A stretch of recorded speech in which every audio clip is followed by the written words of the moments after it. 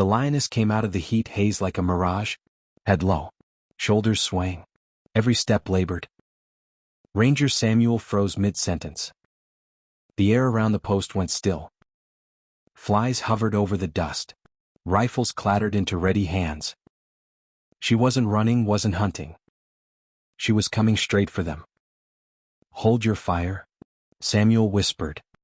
The big cat limped closer, sunlight glinting off her ribs. Her eyes, amber and raw, locked on his. Then she stopped, just a few meters from the fence, and let out a sound he'd never heard before. Not a roar. Not a threat. Something softer. Strained pleading. Samuel's pulse thundered. She's hurt. But as the lioness turned her head toward the open plain, he saw it. The reason she'd come. A shape in the grass. A cub. And the wire that gleamed cruelly around its leg.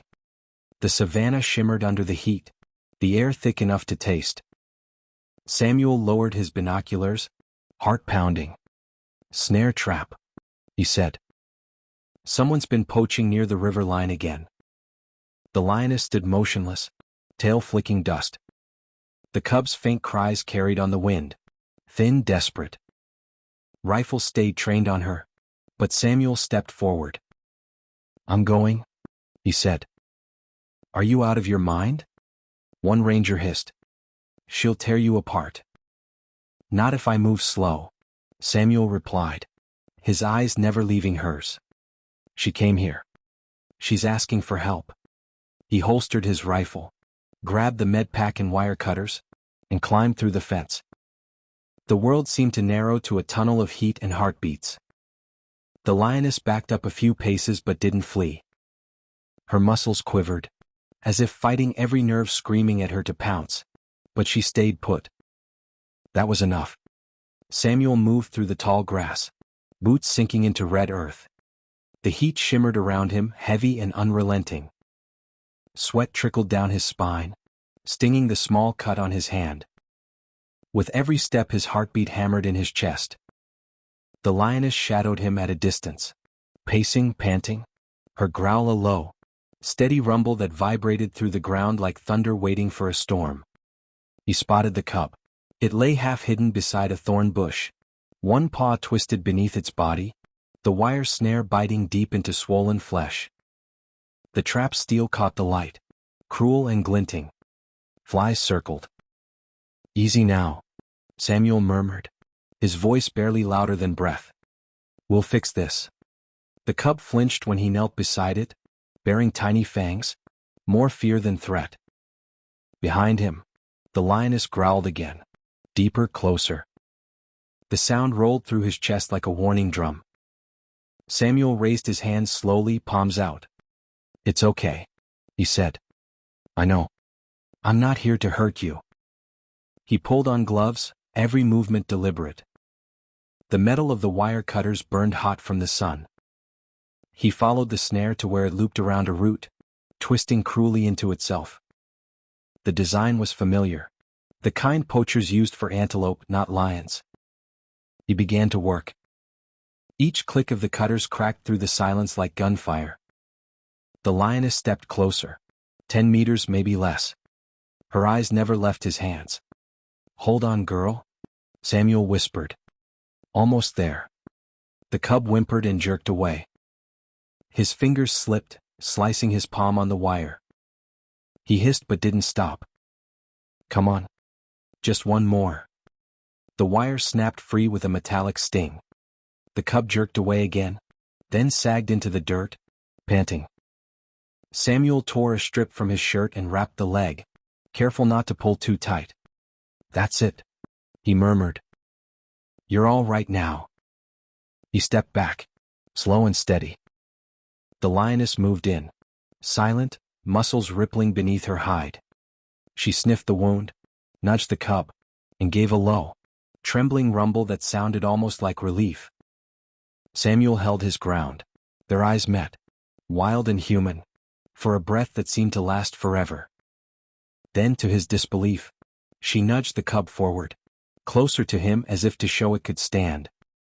It did, weak but alive. And that was enough. Without a sound, she turned and guided the cub toward the golden hills. The rangers didn't speak for a long time after Samuel returned. The silence was thicker than the heat. He sat on the step outside the post, staring at the blood-stained rag in his hand.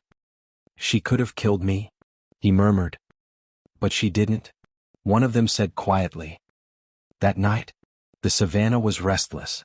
Jackals crying, wind shifting through the grass. Samuel couldn't sleep. Every sound seemed to echo the memory of that soft roar, the one that wasn't rage but request. At dawn, he found himself walking back to the clearing. The snare wire still lay there, coiled like a venomous thing. Beside it, paw prints, small and large, led away together. He crouched, tracing them with his fingers. The cub's prints were uneven but steady. A sound drifted through the air, faint, deep, and distant. A roar. He lifted his head. Across the plain, two silhouettes moved along the ridge, the lioness and her cub. The cub stumbled once, and the lioness nudged it forward. Samuel smiled despite himself. "You made it," he whispered. Behind him, the wind picked up, scattering dust over his boots. When he returned to the post, he logged the incident. 1 adult lioness, 1 cub. Snare removed. No aggression shown. Then he added one more line. Something not in the manual. Mutual trust observed.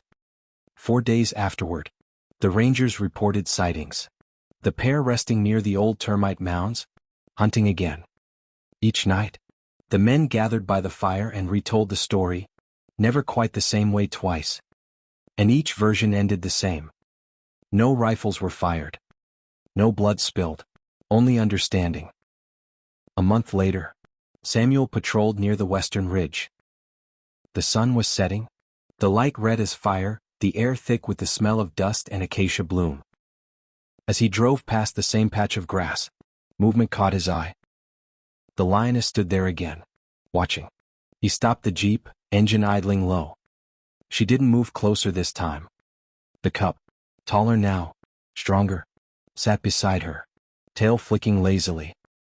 For a long minute, they stared at each other through the heat shimmer. No fear, no tension, only recognition.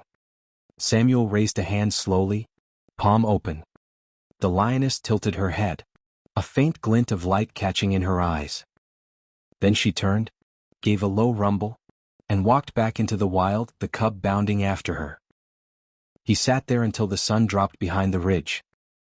He knelt, brushing his fingers across the tracks, smiling.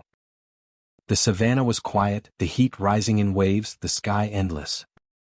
A low roar echoed from somewhere far away, not desperate this time but alive, certain, and whole. Samuel rose, tipping his hat toward the horizon.